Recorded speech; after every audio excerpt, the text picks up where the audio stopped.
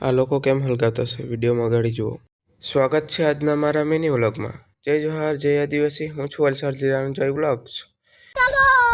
ત્યાર પછી આપણે આવી ગયા લોકેશન પર પૂંગીને આપણે કરી લીધું કામ ચાલુ.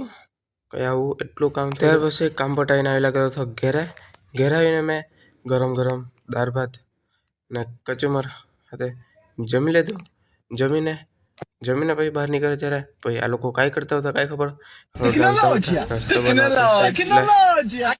ત્યાર પછી આપણે નીકળી ગયેલા હતા કલગામ, કેમ કે RSSના પ્રોગ્રામો હતા.